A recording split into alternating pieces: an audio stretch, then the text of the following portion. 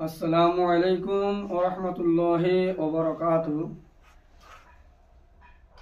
শ্রদ্ধেয় দর্শক মণ্ডলী, আজকের আমরা জানতে চলেছি অজুর ফরজ কয়টি ও কি কি। অজুর 4টি ফরজ। আল্লাহ তাআলা কোরআনে কারিমে সূরা মায়েদার একটি আয়াতে, শুরুর দিকের একটি আয়াতে ইরশাদ করেছেন, ইয়া আইয়ুহাল্লাযীনা আমানু ইযা কুমতুম ইলাস সালাহ ফাগসিলু উজুহাকুম ওয়া আইদিয়াকুম ইলাল মারাফিক ওয়ামসাহু বিরুউসিকুম ওয়া আরজুলাকুম ইলাল কাবাইন। অজুতে 4টে ফরজ।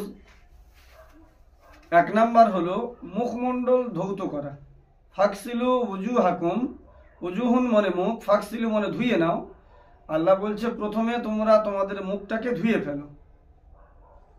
ওয়া আইদিয়াকুম ইলাল মারাফিক, আইদিয়াকুম মানে উভয় হাত, ইলাল মারাফিক মানে কনুই পর্যন্ত। তোমরা তোমাদের উভয় হাতকে কনুই পর্যন্ত ধুয়ে ফেলো। তাহলে বোঝা গেল যে ওযুর দ্বিতীয় ফরজ হলো উভয় হাতের কনুই সহ ধুয়ে ফেলা। 3 নাম্বার ওয়ামসাহু বিরুউসিকুম, রুসুন মানে মাথা, তোমরা তোমাদের মাথাকে মুছে নাও, মসহ করো। তাহলে বোঝা গেল যে 3 নাম্বার ফরজ হলো মাথা মসহ করা। আর অজুর 4 নাম্বার ফরজ ওয়া আরজুলাকুম ইলাল কাবাইন। কাবাইন মানে গোলগাঁট, আরজুলাকুম মানে উভয় পা, তোমরা তোমাদের উভয় পাকে গোলগাঁট সহ ধুয়ে ফেলো। তাহলে অজুর যে 4টে ফরজ, 1 নাম্বার মুখমণ্ডল ধৌত করা, মাথার চুলের নিচে থেকে নিয়ে থুতনি পর্যন্ত, আর এখানের লতি থেকে নিয়ে এখানের লতি পর্যন্ত এটা ধুয়ে নেওয়া। অজুর যে 4টে ফরজ, 4টে অঙ্গ কিন্তু সব ধোয়া ফরজ নয়। 3টে অঙ্গ ধোয়া ফরজ, 1টা অঙ্গ মসহ করা ফরজ।